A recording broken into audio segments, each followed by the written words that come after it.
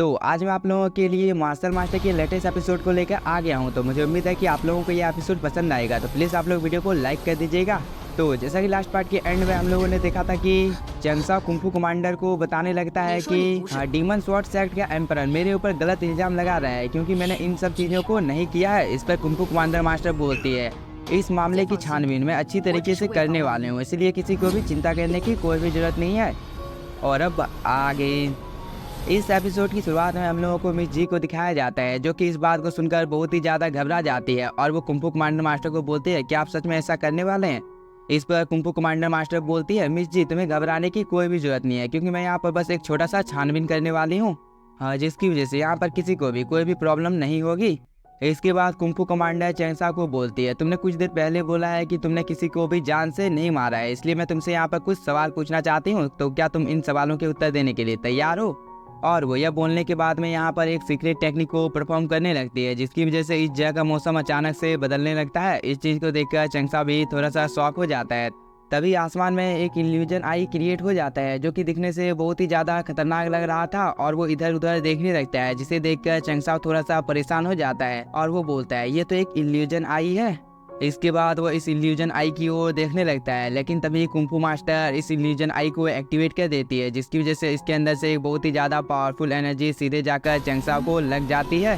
इसके बाद चेंगसा को बहुत ही ज़्यादा प्रॉब्लम होने लगती है क्योंकि इसका सिर बहुत ही तेज़ी के साथ घूम रहा था और साथ ही चेंगसा को अपनी आंखों के सामने कुछ भी साफ साफ दिखाई नहीं दे रहा था। इसलिए चेंगसा को इस इल्यूजन आई के अटैक की वजह से बहुत ही ज़्यादा प्रॉब्लम का सामना करना पड़ रहा था। लेकिन यह सीन यहीं पर कट होता है। इसके बाद हम लोगों को चेंगसाओ के सोल सी का सीन दिखाया जाता है, जहां पर चेंगसाओ कल्टीवेशन कर रहा था और साथ ही चेंगसाओ की बॉडी के अंदर से बहुत ही अमाउंट में स्पिरिचुअल एनर्जी निकल रही थी। तभी हम लोगों को इस जगह पर एक स्टोन को दिखाया जाता है।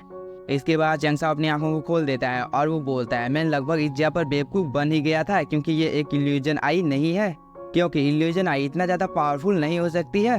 इसके बाद चेंगसाओ अपने हाथों की ओर देखने लगता है क्योंकि इसके हाथ के अंदर से थोड़ी सी स्पिरिचुअल एनर्जी बाहर निकल रही थी। लेकिन तभी हम लोगों को डीमन किंग को दिखाया जाता है, जो कि इतने दिनों के बाद फाइनली हम लोगों को इस सीरीज में दिखाया गया है, जो कि चेंगसाओ को बोलता है, चेंगसाओ ये इल्यूजन आई नहीं है बल्कि यह एक मैजिकल आई है जिसकी पावर बहुत ही ज़्यादा है। और अभी अभी कुंफू कमांडर ने जिस टेक्निक का यूज़ किया है वो टेक्निक बहुत ही ज़्यादा सिमिलर है मैजिकल पीपल टेक्निक की, क्योंकि यह टेक्निक हम लोगों के डीमन ट्राइब से बिलोंग करती है, इसलिए इस चीज़ के बारे में मैं इतना कुछ जानता हूँ। और अभी अभी तुमने जिस टेक्निक को देखा है ये मैजिकल पीपल टेक्निक भी पूरी तरह से नहीं है क्योंकि इसमें कुछ छेड़छाड़ की गई है। इस पर चेंगसा बोलता है, डीमन किंग तुम सावधान रहो, तुम्हारे बारे में किसी को भी पता चलना नहीं चाहिए।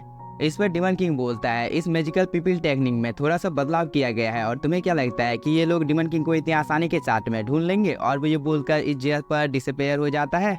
इसके बाद चेंगसा को सोचने लगता है और वो प्रेजेंट के टाइम में आ जाता है, जहाँ पर उसका सिर अभी भी बहुत ही ज़्यादा घूम रहा था। इस चीज़ को देखकर कुंफू कमांडर थोड़ी सी खुश हो जाती है क्योंकि उसे लग रहा था कि चेंगसा उसके कंट्रोल में आ गया है। इसलिए वो यहाँ पर चेंगसा को बोलती है, आखिरकार तुम्हारा नाम क्या है और तुम डांडाओ सिटी में किस लिए आए थे? इस पर चेंगसा बोलता है, मेरा नाम चेंगसा है और मैं 100 डायनेस्टी से बिलोंग करता हूँ, और रही बात मेरे डांडाओ सिटी में आने की, तो मैं पावरफुल बनना चाहता था, इसलिए मैं इस जगह पर आया था ताकि मैं सुप्रीम मार्शल रेलम को जल्दी से ब्रेक थ्रू कर सकूं, जिसकी वजह से मेरी पावर बहुत ही ज़्यादा बढ़ सकती थी। चेंगसाओ के मुंह से इस बात को सुनने के बाद ये सभी कल्टिवेटर बहुत ही ज़्यादा शॉक हो जाते हैं। इधर कुंफू कमांडर चेंगसाओ को बोलती है, क्या चिंगलियांग को मारने के पीछे तुम्हारा कोई हाथ है? और वो यह बोलकर अपनी पावर को और भी ज़्यादा बढ़ा देती है। इस पर चेंगसाओ बताने लगता है कि उस मामले के साथ मेरा कुछ भी लेना देना नहीं है क्योंकि मैं तियानलोंग झील के नज़दीक से गुजर रहा था और मैं कैप्टन चीलोंग के बारे में कुछ भी नहीं जानता हूँ, इसलिए मुझे लगता है कि शायद से आप लोगों को कोई गलतफहमी हो गई है। इस बात को सुनकर कियांगसी थोड़ी सी खुश हो जाती है। हालांकि लॉ इन्फोर्समेंट हॉल के एल्डर को तो अपनी कानों के ऊपर भरोसा नहीं हो रहा था कि चेंगसाओ ने मास्टर चिलियांग को नहीं मारा है। तभी डीमन स्वॉर्ड सेक्ट का एम्परर भी बहुत ही ज़्यादा शॉक हो जाता है कि आखिरकार ये कैसे हो सकता है।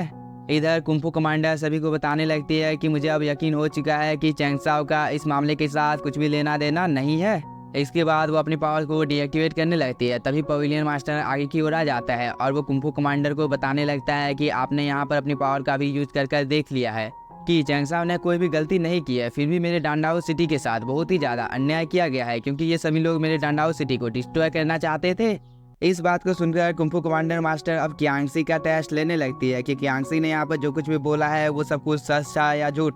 इसलिए वो हेवनली आई से कियांगसी के ऊपर भी अटैक कर देती है। अब जिसकी वजह से कियांगसी को भी थोड़ी सी प्रॉब्लम होने लगी थी, क्योंकि इसका सिर बहुत ही ज़्यादा घूमने लगता है और इसके आंखों के सामने अंधेरा आ जाता है।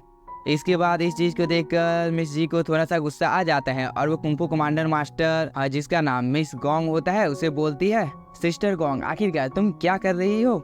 इस पर मिस गोंग बोलती है, मिस जी तुम मुझे इस चीज़ के लिए दोष नहीं दे सकती हो, क्योंकि मुझे इस मामले की अच्छी तरीके से छानबीन करनी है, तब जाकर मैं इस चीज़ के बारे में लॉ इन्फोर्समेंट हॉल के एल्डर को बता सकती हूँ। इसलिए कृपया करके आप मुझे इस मामले की छानबीन करने दीजिए। इसके बाद हम कियांसी को देखते हैं जिसकी हालत बहुत ही ज़्यादा खराब हो गई थी। तभी वो अपने सोल सी में चली जाती है जहाँ पर एक स्टोन अपेयर हो गया था जिसके अंदर से बहुत ही अमाउंट में स्पिरिचुअल एनर्जी बाहर निकल रही थी। तभी हम लोगों को प्रेजेंट का टाइम दिखाया जाता है जहाँ पर कियांसी मिस गोंग के कंट्रोल में आ गई थी और मिस गोंग कियांसी के सवाल पूछने लगती है कि मास्टर चिलियान के मामले के साथ क्या तुम्हारा कुछ लेना देना है। इस पर कियांसी बोलती है, शायद यहाँ पर आपको कोई गलतफहमी हो गई है, क्योंकि उस टाइम पर मैं उस जगह से गुजर रही थी, मैंने मास्टर चिलियान को नुकसान पहुँचाने की कोई भी कोशिश नहीं की थी। इस पर मिस गोंग बोलती है, मेरा दूसरा सवाल यह है कि लॉ इन्फोर्समेंट हॉल में शामिल होने के पीछे क्या तुम्हारा कोई उद्देश्य था। इस पर कियांसी बोलती है, मैं लॉ इन्फोर्समेंट हॉल में इसलिए शामिल हुई थी क्योंकि मुझे मिस जी ने लॉ इन्फोर्समेंट हॉल में शामिल होने के लिए बोला था, और साथ ही मैं दिल से अब लॉ इन्फोर्समेंट हॉल की बहुत ही ज़्यादा इज्जत करती हूँ। इसलिए मैं दोबारा से लॉ इन्फोर्समेंट हॉल मास्टर चैन के साथ जाना चाहती हूँ और इस चीज़ के पीछे मेरा कोई भी गलत इंटेंट नहीं था। इसके बाद मिस जी सिस्टर गोंग को बताने लगती है कि अब तो आपका सवाल खत्म हो गया है, या और कुछ आपको इन दोनों से पूछना है। इस पर सिस्टर गोंग बोलती है, मुझे और कुछ नहीं पूछना है। इसके बाद वह इन दोनों को आज़ाद कर देती है। इसके बाद चेंगसा और कियांसी होश में आ जाते हैं और चेंगसा यहाँ पर एक्टिंग करने लगता है कि आखिरकार अभी भी मुझे क्या हुआ था। तभी कियांसी बोलती है, मुझे भी कुछ याद नहीं है। इधर कुंफू कमांडर मिस गोंग को बहुत ही ज़्यादा गुस्सा आ गया था और वो बोलती है, मुझे लगता है कि लॉ इन्फोर्समेंट हॉल का कोई गलत काम के लिए यूज करना चाहता था, इसलिए इस चीज़ के लिए मैं अब उसे सबक सिखाने वाली हूँ। इस बात को सुनकर डिमन स्वॉर्ड सेक्ट का एम्परर बहुत ही ज़्यादा शॉक हो जाता है और उसे बहुत ही ज़्यादा डर भी लगने लगा था। तभी वो बोलता है, आखिरकार ये कैसे हो सकता है, क्योंकि मुझे तो पूरा भरोसा है कि चेंगसाओ ने ही इस चीज़ को किया था। इधर कुंफू कमांडर मिस गोंग ने अपनी पावर को एक्टिवेट कर लिया था, जिसकी वजह से उसके आसपास में बहुत ही अमाउंट में स्पिरिचुअल एनर्जी इकट्ठा हो जाती है। तभी वो यहाँ पर एक फॉर्मेशन को भी क्रिएट कर लेती है और वो उससे डिमन स्वॉर्ड सेक्ट के एम्परर के ऊपर अटैक कर देती है, क्योंकि इस फॉर्मेशन के अंदर से एक बहुत ही ज़्यादा पावरफुल जाइंट हैंड बाहर निकल कर आ गया था। हाँ, जिसे देखकर डिमन स्वॉर्ड सेक्ट के एम्परर की फट जाती है, क्योंकि उसे अपनी मौत अपनी आंखों के सामने दिखाई दे रही थी। इसके बाद ये फॉर्मेशन बहुत ही तेजी के साथ डिमन स्वॉर्ड सेक्ट के एम्परर की ओर जाने लगता है। इस चीज़ को देखकर डिमन स्वॉर्ड सेक्ट का एम्परर अपनी पावर को एक्टिवेट कर लेता है। इसके बाद वो यहाँ पर अपने किसी सीक्रेट हैंड साइन को बनाने लगता है, जिसकी वजह से उसके आसपास में बहुत ही अमाउंट में स्वॉर्ड अपेयर हो जाती है। इसके बाद डिमन स्वॉर्ड सेक्ट का एम्परर अपनी सभी स्वॉर्ड को कंबाइन कर इस फॉर्मेशन के ऊपर अटैक कर देता है, जिसके बाद इन दोनों के अटैक आपस में टकराते हैं और यहाँ पर एक छोटा सा ब्लास्ट होता है, जिसकी वजह से जितने भी कमजोर कल्टिवेटर थे उन सभी को प्रॉब्लम होना शुरू हो गया था।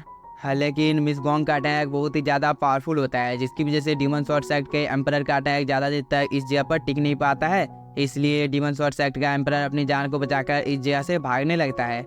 लेकिन इतनी आसानी के साथ डिमन स्वॉर्ड सेक्ट के एम्परर को मिस गोंग यहाँ से भागने कैसे दे सकती थी, इसलिए इसने यहाँ पर एक वेपन को अपेयर कर लिया था। इसके बाद वह इस वेपन से डिमन स्वॉर्ड सेक्ट के एम्परर के ऊपर हमला कर देती है, जो कि बहुत ही तेजी के साथ डिमन स्वॉर्ड एम्परर का पीछा करने लगता है। तभी मिस गोंग अपनी वेपन की पावर को और भी ज़्यादा बढ़ा देती है, जिसकी वजह से वह बहुत ही तेजी के साथ जाकर डिमन स्वॉर्ड सेक्ट के एम्परर के सामने आ गया था। इसके बाद यह अटैक सीधे जाकर डिमन स्वॉर्ड सेक्ट के एम्परर को लग गया था, जिसकी वजह से डिमन स्वॉर्ड सेक्ट के एम्परर की मौत इसी जगह पर हो जाती है। जिसे देखकर इस जगह पर जितने भी डिसाइपल होते हैं वो सभी बहुत ही ज़्यादा शॉक हो जाते हैं। तभी मिस गोंग अपने वेपन को दोबारा से बुला लेती है। इसके बाद वो बोलती है, डिमन स्वॉर्ड सेक्ट के एम्परर ने लॉ इन्फोर्समेंट हॉल का गलत फ़ायदा उठाने की कोशिश की थी, इसलिए मैंने उसे जान से मार दिया है, और जो कोई भी लॉ इन्फोर्समेंट हॉल के साथ टकराने की हिम्मत करेगा मैं उसे भी जान से मार डालूंगी।